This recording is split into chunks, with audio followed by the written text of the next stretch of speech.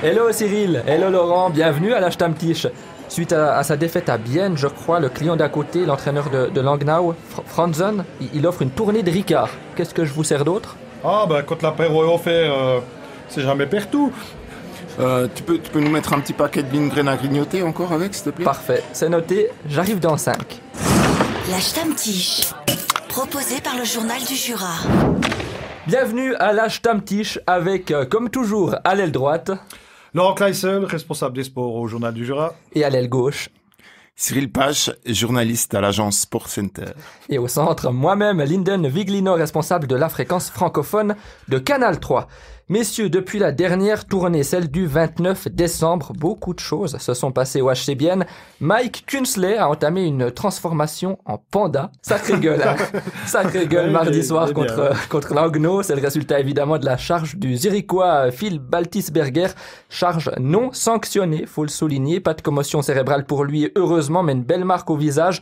Grand respect pour lui qui a donc joué contre Langnau et qui a bien joué évidemment avec une visière intégrale. Commotion en revanche pour Kunti Ulmer Brunner qui pourrait lui revenir pourquoi pas la semaine prochaine, Samir Kreis qui devrait aussi bientôt revenir. Dans les blessés, il y a aussi Offer, Kessler, Komarek et bien sûr toujours Fabian Lutti. Bref, Laurent, tu l'as écrit sur Twitter, l'infirmerie est devenue l'endroit hype du moment. Ce qu'il s'est aussi passé ces derniers jours, Van Pottelberg a validé, je crois qu'on peut le dire, sa place de numéro 1. Quelques leaders ont aussi retrouvé la confiance, ça marche plutôt bien pour Radgeb. Pouliot a été solide contre Langnau. Par contre, selon mes infos, Tony Rayala, il serait devenu actionnaire majoritaire de TomTom et Garmin. Il espère ainsi retrouver son chemin, le chemin vers la confiance qui passe par le chemin vers les filets. D'ailleurs, en parlant de transactions, on a aussi droit à un prêt, celui d'un chaudefonnier, Jason Dubois, et surtout à un échange entre Bienne et Davos. C'est évidemment ça le thème principal de cette tournée, cet échange. Restez jusqu'au bout, on fera aussi gagner la canne de celui qui était mardi top scorer et capitaine à seulement 20 ans, le défenseur du HC Bienne, Yanis Moser. Tout ça, c'est dans la Stammtisch, épisode 6. C'est parti. Messieurs, 4-0, c'est le score du match contre Langnau. Vous avez pensé quoi des deux nouveaux? Souvent, les nouveaux, généralement, réussissent leur début dans leur nouveau club. On peut souvent un peu parler de la chance du débutant. En tout cas, moi, ça me frappe souvent. Pour ce qui est de Lindgren, on va pas dire que c'est la chance du débutant avec toute l'expérience qu'il a, mais c'est vrai que je pense que ça lui a fait beaucoup de bien de marquer sur son premier tir au but. Il est bien parti dans cette nouvelle aventure biennoise. Après, c'est un peu dur de le juger comme ça sur ces 60 minutes. On a quand même vite vu qu'il traînait un peu la patte, qu'il était pas trop dans le rythme. Il perdait souvent des duels, donc je pense qu'il y aura beaucoup de boulot quand même jusqu'à ce qu'il soit vraiment compétitif. Mais j'ai trouvé qu'il a apporté une nouvelle dynamique à l'équipe, et puis ça a aussi un peu secoué des joueurs comme Pouliot ou dans une moindre mesure Rayala qu'on a vu un petit peu plus patiner que d'habitude, même si il a toujours pas vraiment de réussite. Mais je pense que c'était positif de marquer, de donner une passe décisive dès le début et puis finalement d'être déterminant dans la victoire du HC Bienne. On avait presque l'impression à la fin de match avec les powerplays qui s'enchaînaient que Bienne voulait faire marquer Tony Rayala, mais ça n'a pas marché. Laurent, t'en as pensé quoi des deux nouveaux? Bien pour un tiers-temps. Après, c'est vrai qu'ils sont fondus dans la masse, mais le HC Bienne n'a joué que 30 minutes, hein, faut pas oublier. À 4-0, on a un peu l'impression que le but, c'était d'un peu rôder la défense aussi, pas prendre de but, assurer un shot-out pour Joren Van Pottelberg, qu'il mérite bien parce que malgré les défaites, il a quand même fait des très bons matchs ces derniers temps. Donc pour la demi-heure durant laquelle ils ont vraiment joué les deux, où c'est qu'ils avaient encore des jambes avec Fuchs, ça allait bien. D'ailleurs le but de Lindgren est une magnifique construction du trio, hein. C'est Ischier qui lance Fuchs qu'à l'œil, qui passe direct à Lindgren, qui tire comme il a dit après le match. C'est quand même agréable le premier tir que je fais pour HC Bienne, le filet était ouvert, donc heureusement qu'il l'a mis, parce qu'il l'avait raté, peut-être qu'il y aurait eu des conséquences derrière. Mais cette victoire surtout, elle fait du bien au HC Bienne, parce que Langnau était quand même dans une pente ascendante, hein. Ils avaient battu Fribourg. Quand on est à Bienne, puis on parle de défaite, on pense toujours à Fribourg, c'est vrai. Langnau avait battu Zurich à Zurich, hein, alors qu'ils étaient menés 3-0, ils avaient gagné 4-3. Hein. C'était le match précédent la visite à Bienne. Donc finalement, c'est C'est ça, il y a eu beaucoup de choses qui se sont passées ces derniers jours, et puis on arrive à la conclusion, on va dire, ce match, c'est un peu la conclusion de plusieurs épisodes. C'est une bonne conclusion, donc là, le HC Bienne peut repartir, on va dire, se relancer un petit peu avec un nouvel effort. D'ailleurs, faut pas oublier que Bienne, vendredi, n'ira pas à Lausanne, mais ira à Langnau. Hein, c'est une info qui est tombée, qui vient de tomber, hein, comme quoi le match a été changé pour la valse des quarantaines. Et c'est peut-être bien, ça sera intéressant de voir justement ce que Bienne va faire à Langnau, s'ils sont capables de rééditer ce match. 20-25 minutes solides, offensivement, on laisse rien à l'adversaire, et après on gère. Ce serait bien de rééditer ça. Mais pour avoir croisé la coprésidente Stéphanie Meria près de l'ascenseur à la fin du match, elle m'a dit, ça fait du bien une fois d'avoir une soirée tranquille. Et je pense que c'est ce que Bienne a eu contre Langnau. C'est vrai que c'était pas très compliqué. Hein. On rappelle l'échange Perttu Lindgren et Luca Ischier en échange de Valentin Nussbaumer et David Ulström. Bon deal pour le HC Bienne, Laurent? Je pense que c'est un bon deal mais c'est un bon deal pour les deux clubs.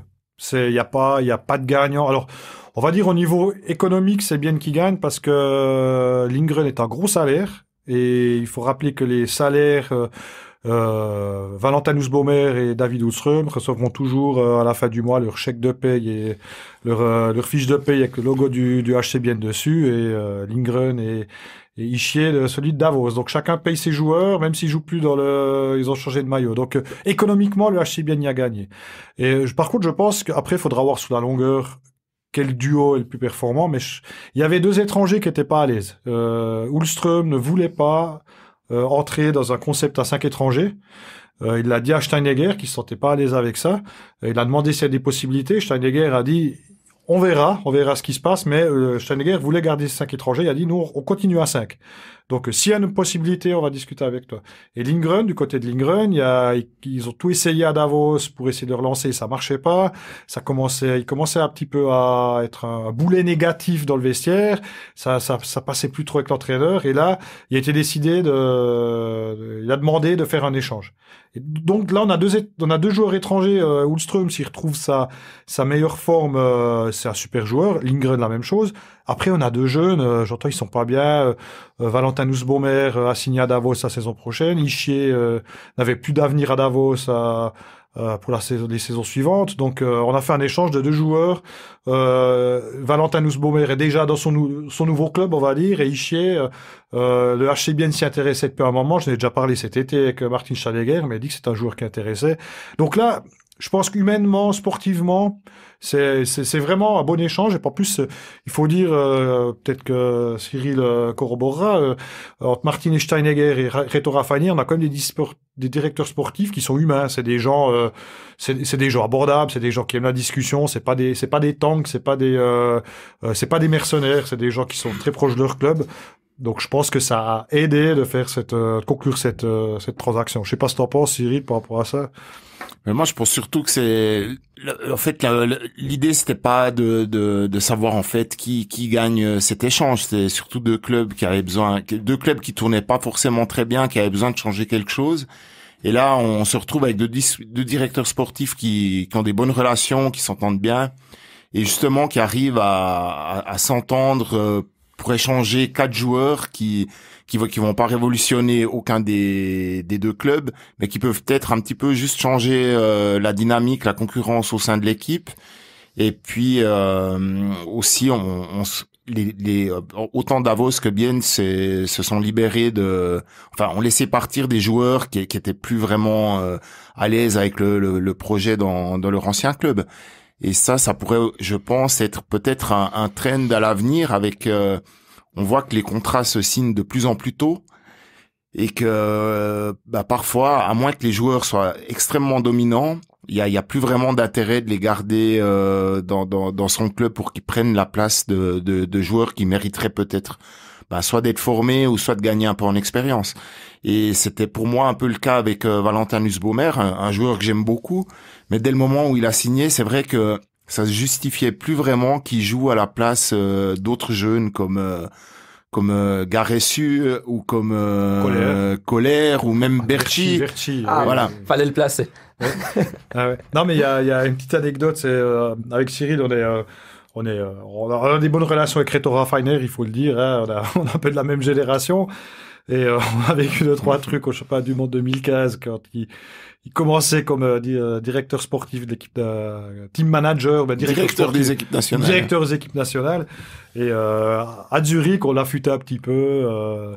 Ouais, alors quand c'est que tu fais cet échange, Lindgren, Nussbaumer, alors il a fait ha ha ha, voilà. Et après, c'est assez intéressant. Il y avait un peu à côté de la salle, de la tribune de presse, il y avait longtemps Steinegger et Raffiner qui ont discuté. Et arrive Kevin Schlepfer.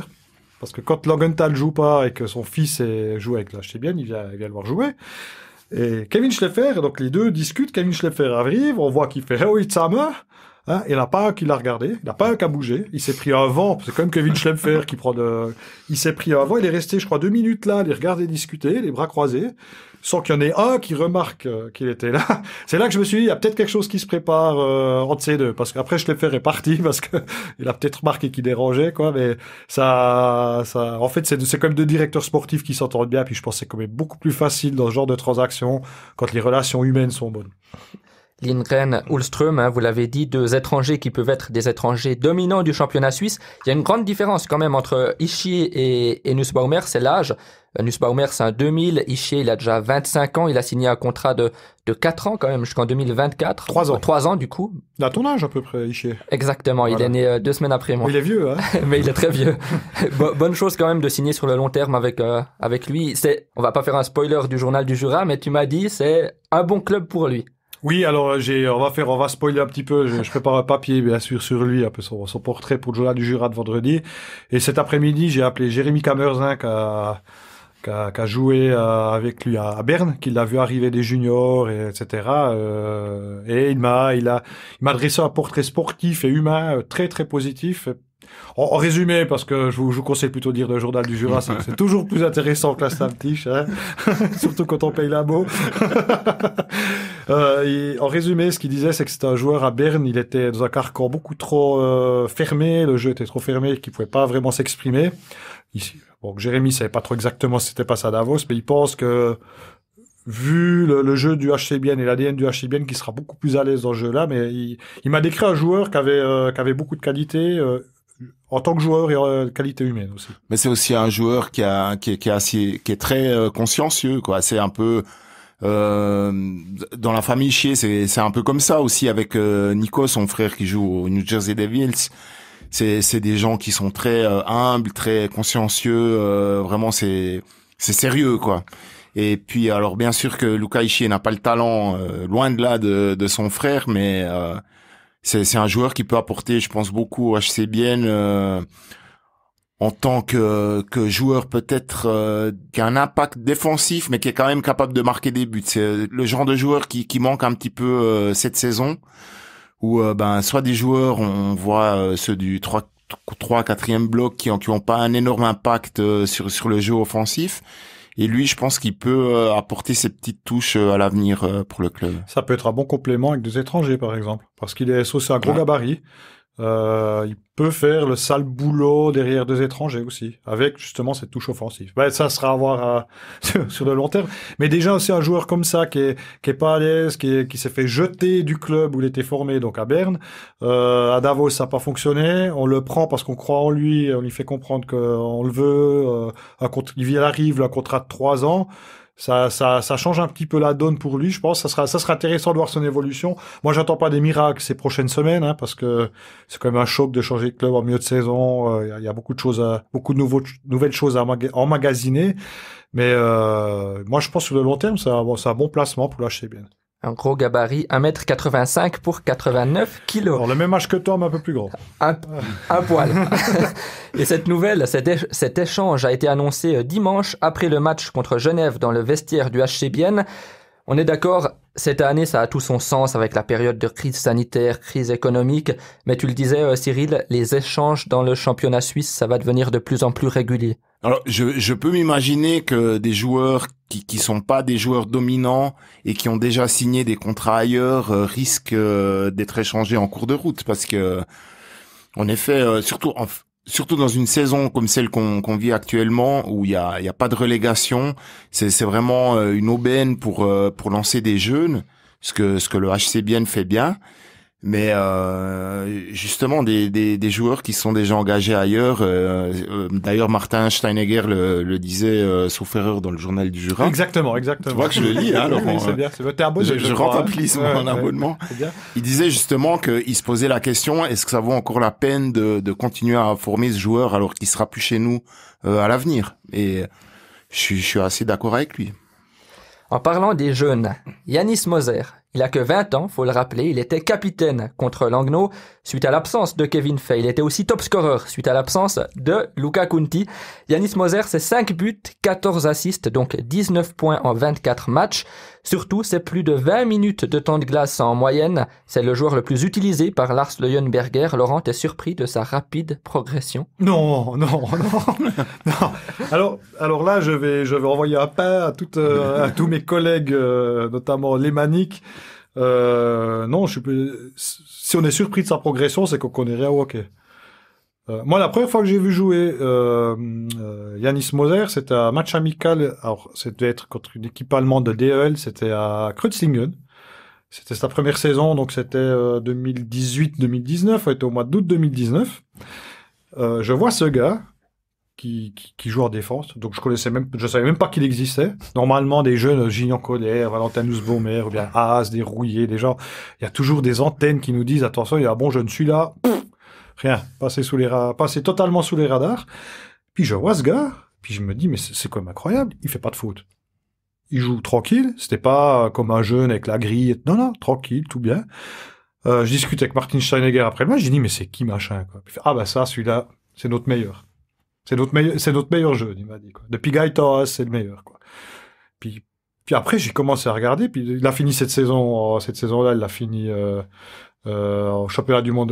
Il s'était cassé un doigt, je crois, à Bratislava, 2019. Il s'était cassé un doigt, il avait fait 3 matchs. Il jouait avec Rafael Diaz, qui avait que des compliments pour louer l'attitude, le jeu, la personnalité de Yanis Moser. Et Rafael Diaz, c'est pas non plus Joe Leclodo qui débarque comme ça, c'est comme une personnalité du hockey suisse. Après, il avait été pendant l'été, il est allé en Suède pour un camp d'entraînement avec des prospects du Canadien de Montréal. Il avait une discussion avec notamment Timmins et Marc Bergevin. Timmins qui est le chef du recrutement du Canadien de Montréal et Marc Bergevin le GM. Alors je rigole parce que c'est un joke qu'on a beaucoup avec Cyril, parce que c'est 2 gars qui sont très adeptes de bodybuilding. Ils ont des bras, mais il faut voir les photos sur internet, mais des bras mais énormes. Et c'est une question que j'ai posée à Yanis Moser, parce que je l'avais appelé là-bas pour lui demander comment ça se passait, quoi. Puis j'ai dit, mais c'était comment la discussion avec eux? Il m'a dit, ils sont très impressionnants. Je pense que c'est le management qui est le plus en forme de la NHL, quoi. Donc tout ça s'est construit. Et puis il a beaucoup servi la grande pause entre le mois de mars et la reprise au mois d'octobre pour travailler le patinage, devenir plus robuste. Il a pas pris des kilos, mais il est devenu plus solide quand même. Il s'est tonifié, on va dire. Et puis surtout travailler son jeu offensif. Il m'a dit, c'est le tir, la passe. Il a beaucoup travaillé ça. Puis là, en fait, c'est un gars qui va pas étape par étape. On a l'impression qu'il a un programme. Première année, c'était s'installer. Deuxième année, c'est défensif, faut que je sois bien. Troisième année, je fais des points. On a l'impression qu'il est il suit son programme, quoi. Exactement ce que j'allais dire. T'as noté sa personnalité. On a l'impression que c'est le joueur. Il a un objectif et il fait vraiment absolument tout pour y parvenir. C'est le premier sur la glace, vraiment le dernier à sortir après l'entraînement, après l'échauffement. Cyril, t'as croisé pas mal de jeunes. T'es d'accord? Dans la tête, il est bien dans ses baskets et il est très très fort. Il fait tout pour arriver à ses fins. Ouais, il progresse vraiment de manière assez impressionnante. L'avantage qu'il a, je trouve, par rapport aux jeunes attaquants qui commencent comme ça chez les pros, c'est que lui a pu un peu rester lui-même dans son jeu. Un attaquant souvent, un attaquant qui vient des juniors, qui est un attaquant offensif, il est défenseur, inévitablement, hein. ouais, défenseur. Non, mais je fais la comparaison avec les attaquants. Inévitablement, un attaquant va se retrouver dans un rôle qui devient très défensif. On va lui dire, surtout tu fais pas d'erreur, tu perds pas le puck entre la ligne rouge et la ligne bleue, et tu changes inconsciemment un peu ton style de jeu. Tandis que lui, en tant que défenseur, il a pu rester lui-même. Il a pu, j'ai l'impression que personne lui a mis trop de pression ou lui a dit vraiment ce qu'il fallait faire. Alors bien sûr, il a le mérite lui revient parce il a su se faire sa place, mais on l'a pas essayé de faire de lui par exemple un défenseur strictement défensif juste parce que c'est le petit jeune qui arrive, quoi. Alors, sa première saison, il l'avait passé avec Marco Maurer, hein. C'était assez étonnant cette saison-là parce qu'au début de saison, c'était vraiment, on avait mis le gros méchant bien robuste avec lui pour protéger un petit peu le petit jeune. Et puis au fil de la saison, c'est devenu en fait c'est Yanis Moser qui tirait un boulet dans son bloc, qui tirait Marco Maurer. C'était en fait devenu le leader en quelques semaines. C'était devenu le leader de cette ligne. On se demander pourquoi on le bridait de jouer avec un joueur au talent tellement limité tel que Marco Maurer. Par contre, moi, je trouve qu'il a quand même énormément de potentiel de progression.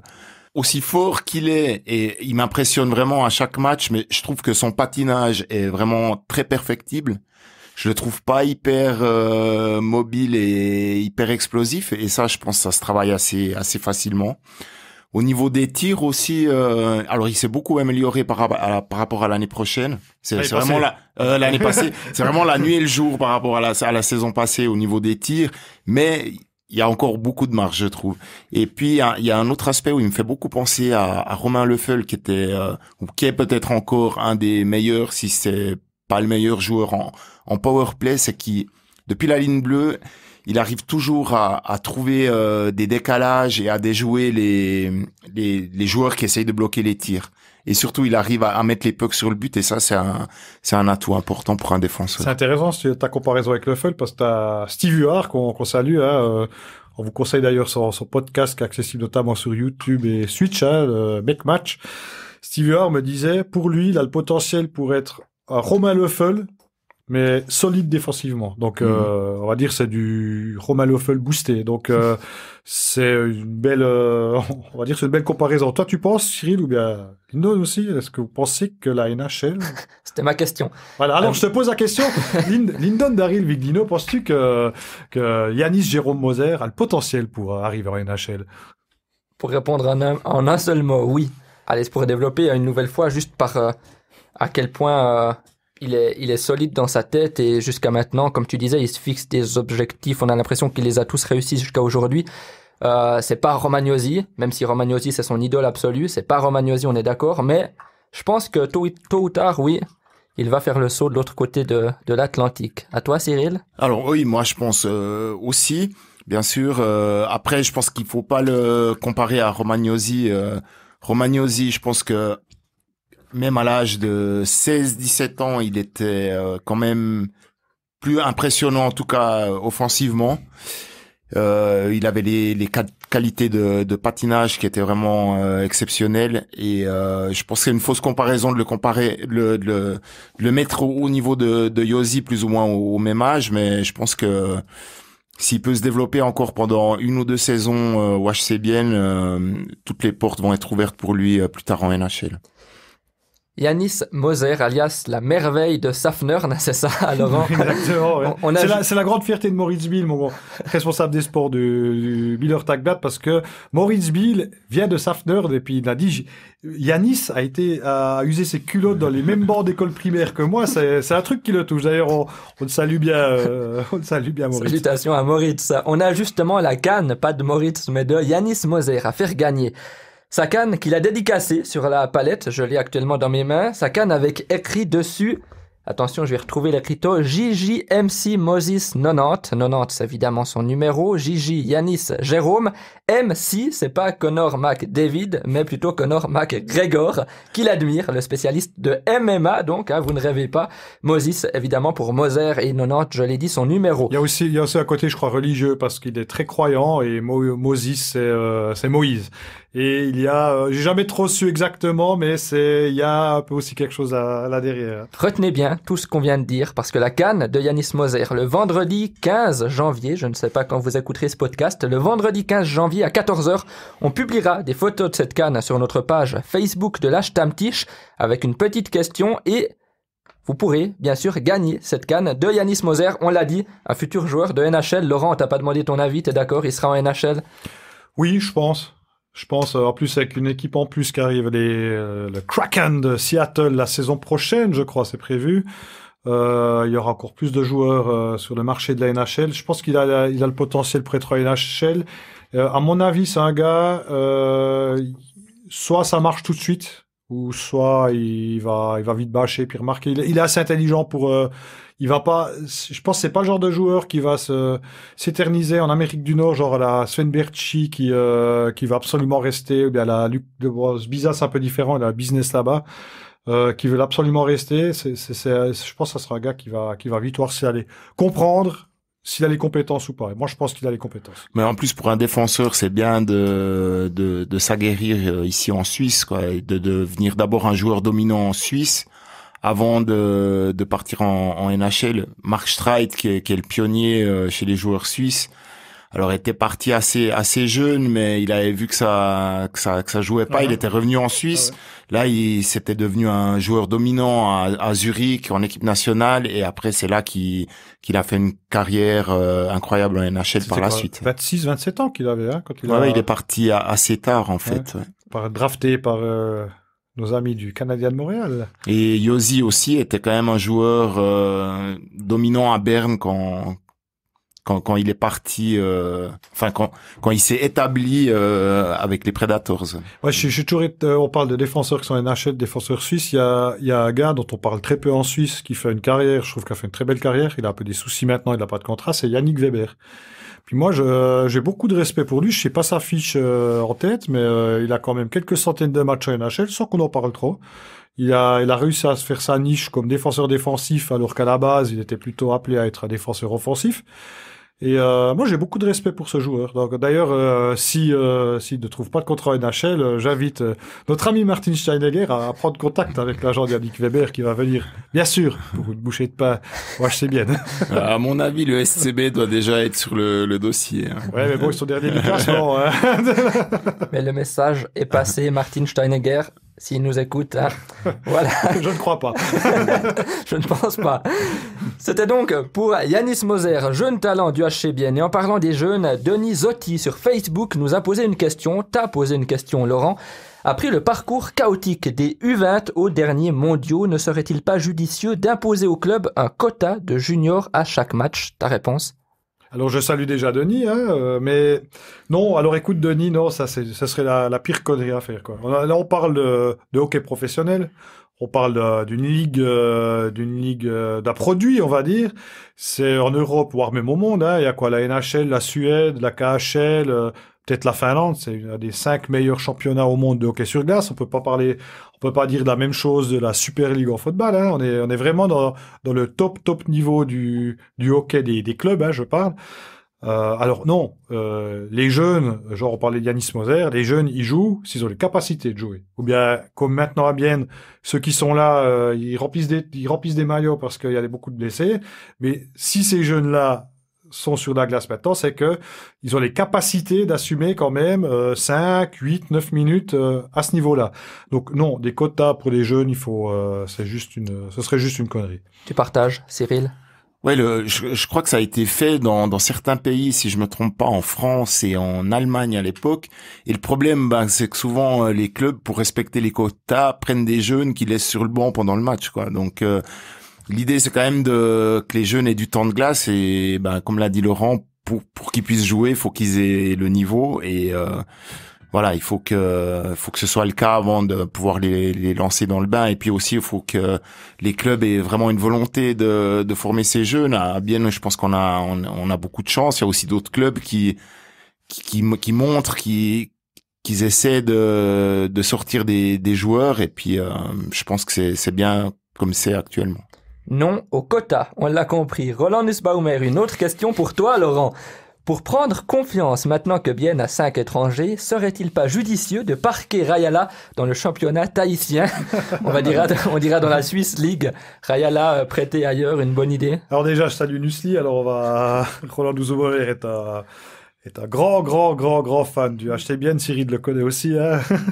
Alors, ce qui est assez étonnant dans le couple, c'est que sa femme est une grande fan du HC Agen. Je la salue d'ailleurs. Ce qui fait qu'ils avaient des soirées assez épiques dans les années, on va dire début années 2000, quand il y avait des derbies entre Agen et Bienne. Alors, pour répondre à Nusli, à Roland, non. Rayala, il est bien là. Il a rien à faire en Swiss League. Je pense même que l'arrivée de Perttu Lindgren va peut-être l'aider.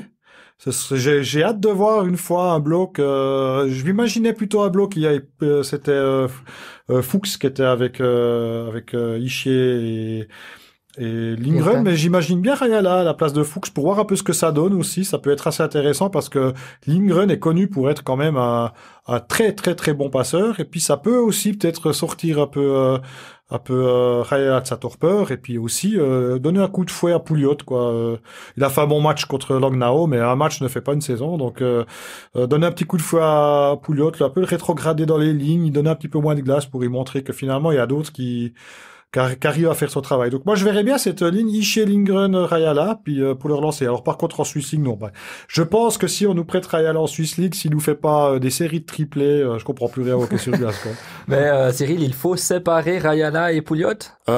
Oui, alors j'essaierai aussi Rayala avec Lindgren, bien sûr. Je pense que les deux sont, enfin disons que Rayala pourrait énormément profiter de la vision du jeu et de Lindgren. Après, si ça fonctionne pas, je ne l'enverrai pas en Swiss League, mais par contre, je le mettrai en tribune. Ouais. Carrément, c'est radical. En tribune pour Rayala. Merci en tout cas à Roland et à Denis d'avoir posé leurs questions. On rappelle que vous pouvez bien sûr toujours en tout temps poser vos questions sur notre page Facebook #Stammtisch, aussi sur Twitter, ça s'appelle également #Stammtisch. Et merci d'ailleurs à tous ceux qui l'ont déjà fait, qui nous ont aussi envoyé des messages d'encouragement ou des critiques. On a reçu des messages du Mexique, aussi de Cédric qui vit à l'étranger, je ne sais pas dans quel pays. Mais merci à vous tous et bien sûr continuez à nous envoyer toutes vos demandes. Laurent, Cyril, on va parler d'un autre ex-jeune du HC Bienne cette fois-ci. Ce sera pas Yanis Moser, ce sera un talent qui a été façonné au stade de glace. Gaëtan Haas, ce sera dans la deuxième partie. Mais tout de suite, je crois qu'on a assez patienté, ça fait environ 30 minutes qu'on a commencé. C'est l'heure du scoop, on peut le dire. On espère que personne ne sortira l'info avant la sortie de ce podcast le 14 janvier. On le sait, la situation des clubs professionnels de hockey sur glace est précaire en raison des mesures liées à la pandémie. Certains n'hésitent pourtant pas à investir dans ce sport. Et Cyril, ton scoop concerne le HC Bienne. On en parle tout de suite.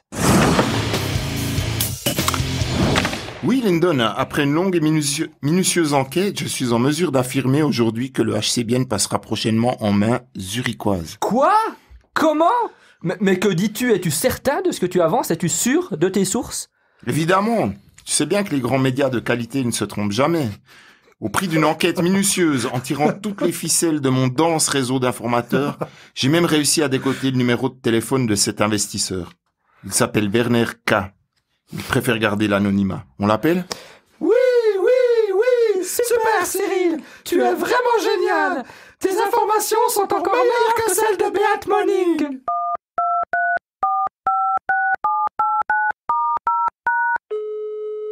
Yo, C'est bien Werner K à l'appareil ? c'est lui au appareil. Oui, c'est Cyril Pache de l'agence Sport Center. Je vous appelle pour évoquer votre rachat du HC Bienne. Êtes-vous bien le nouveau propriétaire du club ? Ah, c'est pour ça. Je pensais que c'était pour le bourse ou des choses, du truc comme ça, là. Non, je pensais que c'était pour parler de sujets sérieux, hein. Moi, je suis oublié, quand c'est vraiment, les journalistes, ils sont gentils, toujours, hein. Ja, je suis le nouveau, wie sagt man, le Besitzer. Propriétaire, on dit propriétaire. Ah, propriétaire, ja. Les deux coprésidents, Stéphanie Meria et Patrick Stalder, qui étaient à eux deux actionnaires majoritaires, ont-ils été difficiles à convaincre ? Nee. Ah ouais. Non, pas du tout. Non, vous savez, la vie maintenant. C'est pas facile avec le crise économique, hein. Parce que, surtout dans les régions ici, quand c'est pauvre, hein. Alors, ils étaient très heureux quand j'ai donné un petit coup de main. Vous savez, pour eux, c'est aussi une situation très, très difficile, hein. Ça leur paye un petit peu leur argent de poche pour payer le golf, par exemple, hein. Mais vous savez, moi aussi, je connais cette situation, c'est un peu la crise. Moi, tous les jours au Zurich Paradeplatz, moi aussi, je dois me battre. Vous savez, mon épouse, elle a fait faillite à Zurich, elle a fait un magasin pour les smoothies, hein. Ah, désolé pour elle, hein. Ah non, c'est triste, c'est très triste. Il y avait 10 employés, on a tout licencié les employés, mais c'est normal, c'est leur économie, mais ils vont trouver un autre travail un peu moins payé, mais c'est leur économie, c'est comme ça, hein, vous savez, hein. Mais c'est pour ma femme que je m'inquiète beaucoup, hein. Heilige Scheiße, elle va à nouveau me casser les Kugeln tous les jours au maison, hein. Mais sinon, je comprends pas, vous voulez vraiment parler du HCPU parce que ça intéresse un peu les gens à Zurich, tout le monde s'en fout, hein. Oui, bien sûr. Bon, en Suisse romande aussi, hein, tout le monde s'en fout. Le HCBN est l'organisation sportive phare du nord du canton de Berne. Mais puisque le HCBN n'intéresse personne à Zurich, pourquoi l'avoir acheté? Ah, déjà, parce que franchement, c'était pas très cher, hein. C'était 1 million, le capital action, j'ai tout directement pris tout le paquet. C'est peanuts, c'est discount, hein, vous savez, hein. Après tout, au mois de janvier, c'est les soldes, hein. Ah, c'est très drôle ce que je viens de dire. D'ailleurs, faut noter ça dans l'article, hein. En fait, Pierre n'intéresse quand même un tout petit peu. Faut le Zurich, quoi, un tout petit peu quand même, faut dire, hein. Et le club ou la ville? Ah non, la file. Le club, tout le monde s'en fout vraiment, hein. Franchement, le HCPU, c'est pas intéressant, hein. Non, avec le Jans Rudi et le Sven Kevin, les deux associés, on va développer vraiment quelque chose, on va appeler l'expérience bien. L'expérience bien, c'est-à-dire? Et en principe, le départ, ce sera 15h04 au Gleis 11 de Zurich Hauptbahnhof. Alors, voyage erste classe, bien sûr, hein. Après, il y aura le petit lunch servi dans le train avec des produits du terroir de Pienne, comme le gâteau à la crème ou le petit absinthe après. Ah, mais ça, ce sont pas des produits du terroir bien, non, hein? Ah, vous les médias, vous êtes toujours là pour critiser, hein? Parce que vous croyez franchement qu'un Zurichois qui a le argent, il sait d'où vient le absinthe, hein? Tu sais, quand il y a Genève, Servette, il vient au Hallenstadion, le supporter du ZSC, il pense qu'on joue le Coupe d'Europe contre le champion de France. Bon, alors, du touché dans le train et la suite? En principe, il y aura la traversée du quart de Pienne, en espérant qu'il y ait un peu du troquet, puis des bagarres. Et comme ça fait un peu l'attraction, hein. Et on demande aussi à chaque participant de prendre un peu de petite monnaie, quelques billets de 100 francs, pour donner aux pauvres, hein, parce que, il y a beaucoup de pauvres à Pienne, hein. C'est comme ça, hein. C'est important quand même, la générosité, moi, je pense. Mais rassurez-vous, on a le service de sécurité avec nous, et après, on va à pied à travers le fil, le rue de Nido, le rue pour faire le rue avec le shopping, c'est rigolo, hein, c'est pour faire le shopping, hein, le rue de Nido. Et après, on arrive au vieil fil, parce que c'est très joli. Et puis surtout, il y a le maire qui nous servira le apéro. Vous offrira l'apéro? Non, il offrira pas l'apéro, il servira l'apéro parce que, vraiment, il servira parce que c'est son travail de politicien de servir les gens qui ont beaucoup d'argent et qui mettent le argent à Pienne. Ensuite, on monte dans le bus avec les gens qui sont pas bons. Je pense que vous connaissez un peu, vous êtes journaliste, hein. Et après, on va au Zurich Arena. La Zurich Arena? Oui, le Zurich Arena, on a acheté aussi le nom du patinoire. C'était 5 millions pour 10 ans. C'est pas cher, c'est discount, c'est peanuts. Alors, on va dans le transport public. C'est aussi très excitant d'être avec ces gens, les indigents, hein, je crois, foutu en français. Pendant le match, on va manger, on va boire, on va discuter. Et là, on fait pas le business, par contre. Parce que c'est vulgaire de faire le business pendant le loisir. Tu fais pas le business pendant le golf, hein. Et pour un peu plus cher, vous pourrez aussi aller manger avec les gens, vous mélanger avec les gens dans les places debout, hein, parce que on vous donne la pierre, vous pourrez lancer sur le filet, dire Horizon SCB, toutes ces choses là. Bon, c'est un peu plus cher pour avoir le package complet de l'immersion chez les fans. Puis après le match, tout le monde ira en immersion totale dans le coupole. Et puis là, on va consommer le drogue jusqu'au réveil le matin quand il y a le soleil.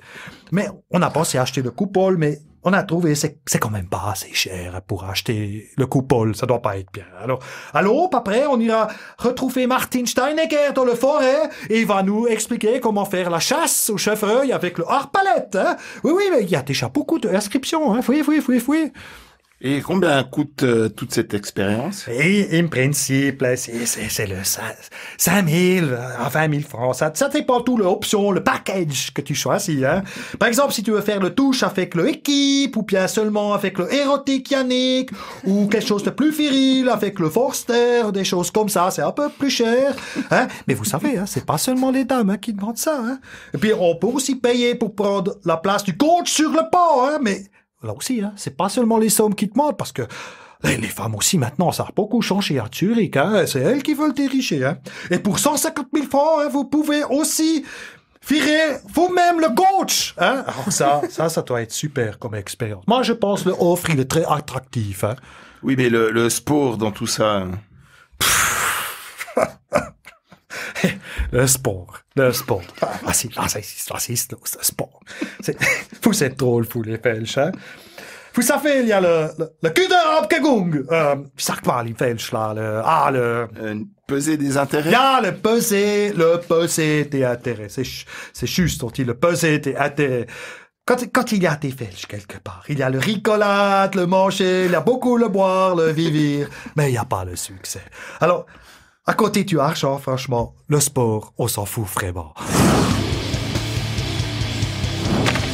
Messieurs, revenons aux choses sérieuses. C'était très sérieux. Évidemment.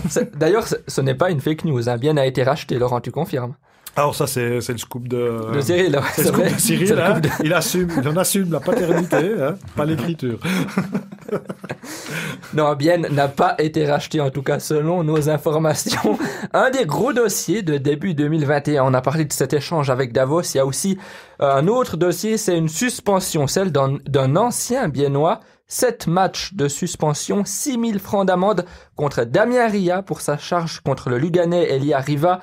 Le point de vue majoritaire, Cyril, j'ai l'impression que c'est un peu la sanction, elle est correcte, mais la ligne de la Ligue, elle ne l'est pas. Tu partages ce point de vue? Ouais, c'est ça le grand problème. On voit que pour des charges similaires dans un passé plus ou moins récent, c'était une sanction divisée par 2 en tout cas. Et c'est ça qui est un peu dérangeant. Je pense pas que Damien Ria est pas un méchant joueur. C'est un joueur qui est intense, il sait jouer dur. Ben d'ailleurs, il essaye son objectif quand même à plus long terme, c'est de jouer à NHL. Donc c'est un gars costaud et tout. Mais je pense pas du tout que c'est un vilain joueur qui cherche à blesser des adversaires. Et voilà, je trouve que c'est trop 7 matchs. Par contre, beaucoup de personnes dans le milieu du hockey avec qui j'ai pu parler m'ont dit que le nombre de 7 matchs est pas choquant. Ça se défend. C'est même, ça devrait même être la norme qu'on pourrait appliquer pour ce genre de charge. Le problème, c'est que l'histoire montre que ça n'a pas été le cas. Et de nouveau, ça touche souvent Genève Servette. Alors, on peut en penser ce qu'on veut, mais au bout d'un moment, il y a quand même pas trop de hasard. Et j'ai aussi plusieurs personnes qui m'ont dit, je pense pas que si un joueur des clubs puissants alémaniques faisait la même charge, qu'il aurait pris 7 matchs. Et je suis très d'accord avec ça. T'as le même avis, Laurent? Ouais, c'est très intéressant ce qu'il raconte, et puis ce que Cyril raconte. Surtout qu'il connaît bien il suit beaucoup plus Genève Servette, il est beaucoup plus proche de moi des dossiers de Genève, donc ça... Moi, comme dirait Emmanuel Macron, j'entends ce qu'il dit, mais c'est, je crois, la première sanction pour une telle charge cette saison. Et moi, j'espère que ça sera une norme maintenant, comme le disait Cyril. Maintenant, on a mis 7 matchs pour Ria pour ça. Ok, eh ben, maintenant on juge par rapport à ça. Il y a beaucoup de monde qui a comparé cette charge à celle de Mark Wieser sur Martinsson. C'était la saison passée, je crois, le défenseur suédois de Genève Servette, d'ailleurs. Moi, je la compare pas, les deux, parce que Martinsson et Wieser, ils étaient dans le mouvement, dans une action, ils avançaient les deux ensemble, et Wieser la balançait contre la bande, tandis que là, on a un gars qui est vraiment à l'arrêt, et l'autre, Damien Ria, arrive derrière, et bam. Alors, il y a eu 3 matchs pour Wieser, 7 pour Ria, si on compare, alors on devrait peut-être mettre 5 à Ria, quoi. Mais moi, j'aimerais que c'est un appel qu'on peut faire tous là ensemble à la National League, c'est que cette marque de 7 matchs pour une telle charge soit maintenant la norme. Donc on balance quelqu'un contre la bande, c'est 7 matchs. Si l'action est encore plus grave, on monte à 10, 12, 15 matchs, et puis voilà, quoi. Parce que c'est des actions qui n'ont rien à faire dans un match de hockey. Par contre, je te faisais la remarque l'autre jour. Comme souvent.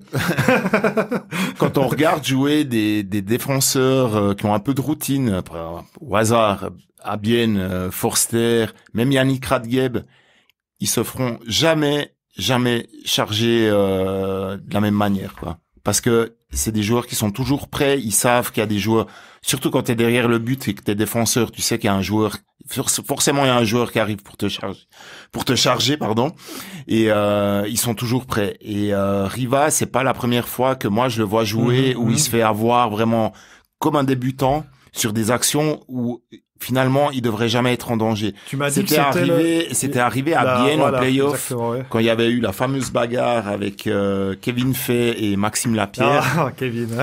Le jour où Kevin Fay a vraiment établi sa légende à Bienne. Voilà. Bah, il a gagné son C, là. Voilà, cette bagarre est partie d'une charge sur Riva, exactement la même chose, sauf que, alors c'était un petit peu moins impressionnant, mais de nouveau, un défenseur qui alerte sur la glace, il se fait jamais avoir comme ça, quoi. Alors d'ailleurs, on parlait aussi après le match hier, on parle toujours après les matchs, après le match contre Langnau, on parlait de la charge de Chervet sur Neuenschwander à Hongrie. Tout le monde s'est offusqué qu'il n'y a même pas 2 minutes de pénalité. Je sais même pas s'il a pris une pénalité, mais qu'il n'y a aucune sanction et tout. Et là, comme le disait Cyril, c'est des joueurs qui sont pas prêts à prendre des charges. C'est un gars qui est sorti de la zone pendant 4 mètres, il patine en regardant le puck. On voit Chervet qui va pour le checker, qui ralentit, qui se baisse, et puis après qui se dit, bon, c'est comme Chervet, il se dit, je vais comme lui donner un placard, quoi. Et pour moi, c'était une charge totalement correcte, et puis il y a eu, tout le monde s'est emporté parce que Tristan Chervet est un sale joueur, ce qui n'est pas le cas pour moi. Et pour moi, il y avait là, c'est la faute du joueur qui joue en National League, qui a passé 20 ans, qui est plus un junior, et puis qui arrive à faire 4 mètres en entrant dans la zone neutre, en regardant ses patins, quoi. Et là, moi, je pense que c'est plus dangereux. Il faudrait peut-être plus éduquer les hockeyeurs à éviter ce genre de choses. Plutôt qu'à éviter finalement de donner des charges. Mais justement, pour éviter ça, alors je prends l'exemple de nouveau à Bienne, il suffit un jeune défenseur qui veut savoir comment ne jamais être en danger sur la glace, il faut qu'il regarde jouer Beat Forster par exemple. Ouais. Moi, c'est une de mes grandes passions dans les matchs, c'est de regarder les défenseurs, comment ils vont chercher les pucks dans les bandes, parce que j'ai quand même beaucoup de respect pour eux quand t'as les 1 ou 2 attaquants qui t'arrivent dans le dos puis que tu dois aller chercher le puck dans le coin. Ouais. Faut quand même être assez sûr de soi, je trouve. Et puis Forster, pour moi, depuis qu'il est à Bienne, c'est un joueur que j'adore voir jouer. Alors cette année, il est un peu moins frappant, on va dire. Il reste quand même fun à voir. Il reste quand même fun à voir. Quand il part dans la bande chercher un puck, tu sais déjà qu'il va jamais lui arriver quoi que ce soit.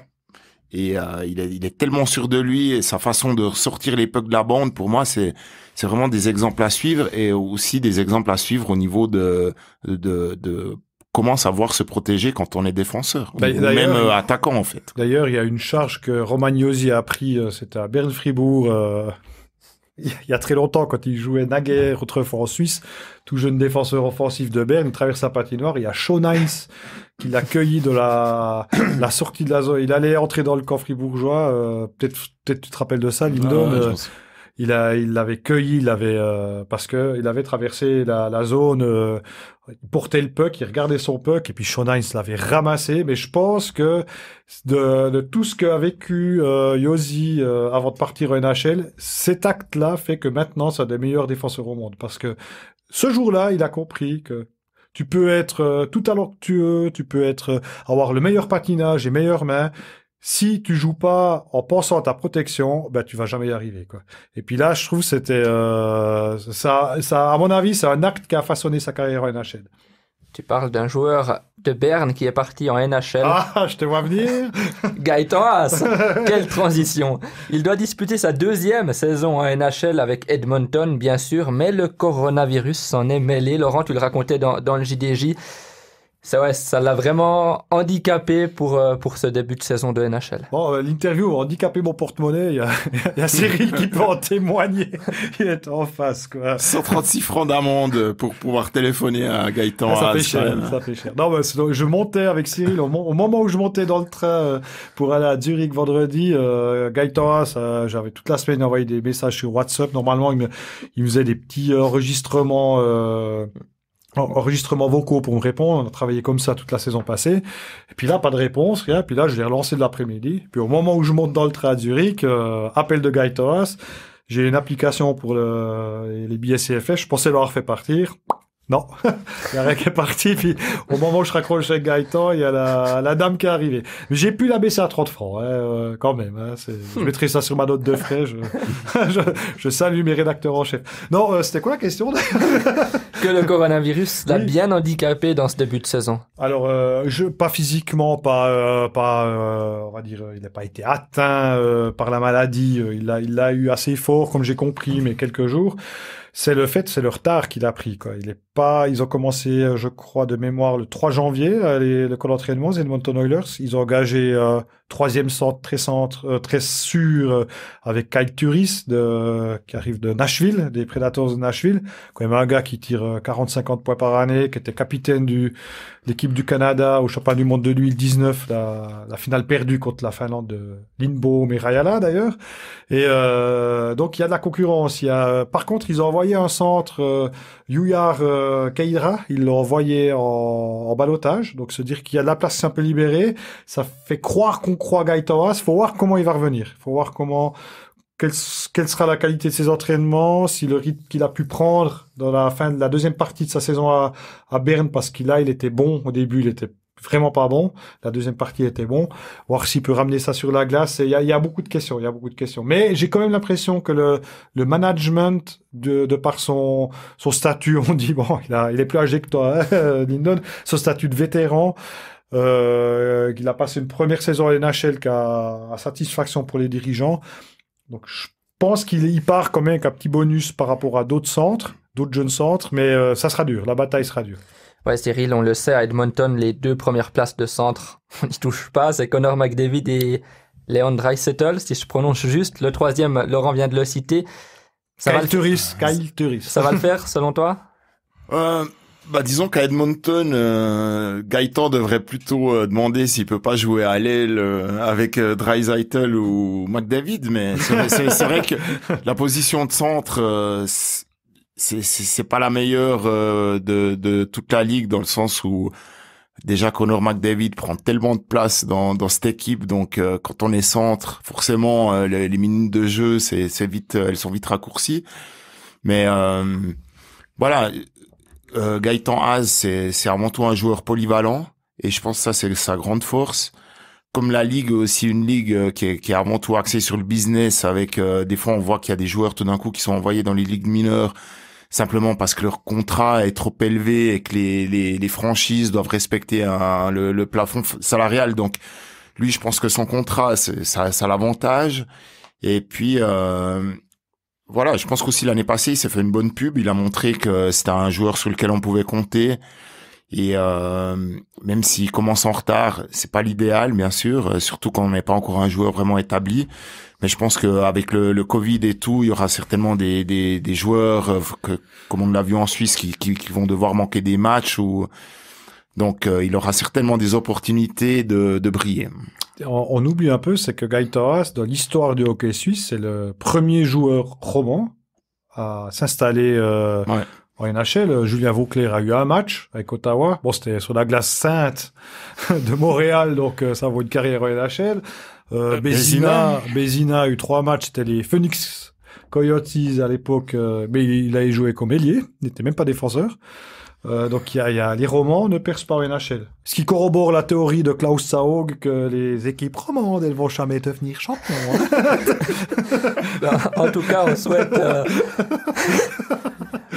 on souhaite bon courage à Gaëtan Haas pour s'établir dans une 2e saison. Gaëtan Haas qui fêtera ses 29 ans à la fin du mois de janvier.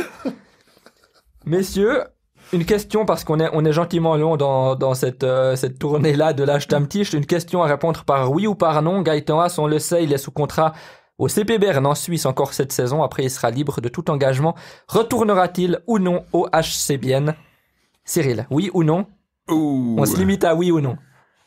Allez, je laisse parler le cœur et je dis oui. Laurent, il a dit no comment dans ton article du JDJ. Oui ou non, retournera-t-il au HC Bienne? Oui, mais il ne sera pas capitaine parce qu'il m'a dit, je cite, Kevin est parfait. Fin de citation. Kevin est parfait. Donc, dès la saison prochaine, Gaëtan Haas qui sera au HC Bienne, on peut l'annoncer. Non, évidemment. Allez, chose sérieuse, c'est l'heure du quiz.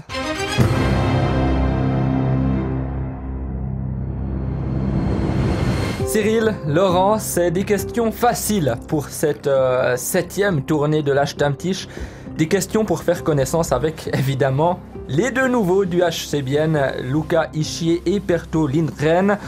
On commence. Attention, messieurs. Premier qui répond a droit à la parole avec leur âge. Quel âge pour Ischier et Lindgren? 25. Ça a explosé dans mon casque. J'ai rien 33 entendu. et 25. 33-25 des deux côtés, je crois. Allez, un partout. 33. 33-25 J'ai dit 25-33. Ah ouais. Non, t'as dit dans quel sens? Ischier et Lindgren ou Lindgren Ischier? Ischier et Lindgren. Ah ouais, mais c'est lui qui a le point. Allez. C'est lui qui a le point. On le donne à non, Cyril. c'est pas du fair play, ça. Contre les 20 et les 31 de Nussbaumer et Ulström, donc la moyenne d'âge qui augmente au HC Bienne. Deuxième question, allez, à eux deux, ça se complique un petit peu. À eux deux, on additionne les deux. Luca Ischier et Perto Lindgren, ils comptabilisent combien de matchs en NHL? 80... Non, Lucas 84, Ischier, allez. 14. 84 à 14. Donc, si on sépare, allez, Ouais, Lucas, c'est 0. et voilà. L'autre, il a joué avec Dallas. Non, Dallas Star, il a fait un tout petit bout de saison au Dallas Star. Une saison, mais c'était même pas 14. Hein. C'est pas très gentil. T'as dit 14, Laurent, hein, Ouais. et t'as gagné parce que c'est 1. J'ai hésité, puis je me suis dit, non, il me semble que c'est un peu plus quand même. Mais voilà, il avait fait une bonne saison. Par contre, il avait fait une très bonne saison en American Hockey League, cette année, Voilà, Lindgren. exactement. Lindgren qui a été drafté en 2005 au 3e tour, 75e rang par Dallas, tu Et l'as voilà, dit. Dallas, hein, Et voilà. le Ça vaut pas le point 19 bonus, ça. Non, c'est un partout. Le 19 octobre 2009, Lindgren a joué son seul et unique match de NHL, c'était contre les Kings de Los Angeles. Il a fait 10 shifts, 8 minutes 33 de temps de jeu, mais il a ensuite jamais remis un patin en NHL. Mais... C'est une question, mais... non, c'est le développement de la réponse. Il a quand même fait, tu l'as dit, de belles saisons en AHL, 143 matchs en American Hockey League pour lui. Voilà, ça fait un partout, la troisième pour vous départager, il faut se concentrer. Elle est un peu compliquée, j'avoue. Lindgren, vous le savez, il est finlandais. Ça fait 9 joueurs finlandais à avoir joué pour le HC Bienne. Attendez, avant de répondre, il y a eu des joueurs qui n'ont pas joué beaucoup de matchs, moins de 10. Eero Sommervuori, moi je m'en souviens pas. Très bon joueur. Qui Ok. est de Davos aussi, prêté par Davos. Ben, lui, c'est un Finlandais. Jarkko Ruutu, Otso Rantakari, ils n'ont pas fait beaucoup de matchs. Donc, actuellement, il y a Rajala, Lindbom et Lindgren. Ça fait 6 joueurs au total. Il en reste 3 des Finlandais qui ont joué pour le HC Bienne. Qui sont ces 3 joueurs? C'est la question difficile Ruutu, tu l'as dit. Hein. pour vous départager. Oui, Ruutu, Rantakari, c'est dit. Les 3 actuels, c'est Tuomainen. Marco Tumainen, ça Ah, fait ça 1. fait- Vous êtes égalité sur celui-là. Voilà, Il en donc reste ça compte. 2 à trouver. Il y en a un qui est facile parce qu'il était là il n'y a pas très très longtemps. Puis l'autre, il faut remonter un petit peu, mais il n'a pas... Bah, faut que tu nous dises l'année, là. Allez, je Tu vais... nous donnes un petit sucre. Il vous en reste 2 si je prends l'année de quelqu'un qui était récemment, entre 2018 et 2020, un défenseur. Ansi Salmela.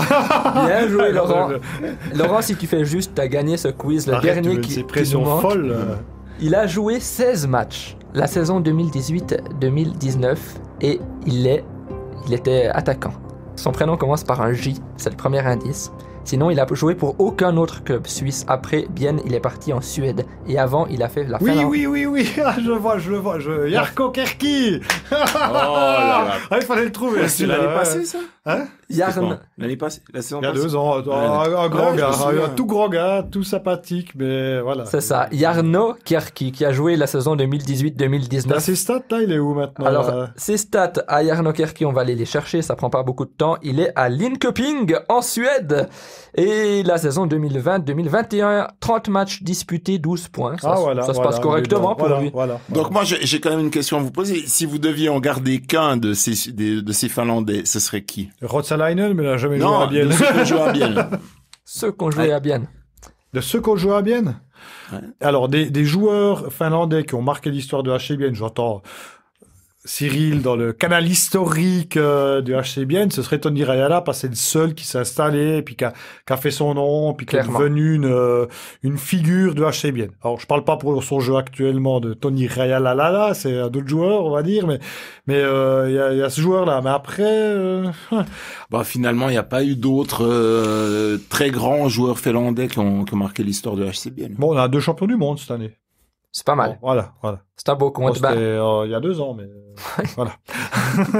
bravo, Laurent. En tout cas, tu as gagné ce quiz de la 7e tournée de la Stammtisch. Merci à vous toutes et à vous tous de nous avoir suivis. À bientôt. Bye bye. Salut tout le monde, merci, à la prochaine. Ciao, puis encore bonne année, je crois qu'on peut encore le dire. Ciao, bye bye. C'était la Stammtisch, proposée par le Journal du Jura.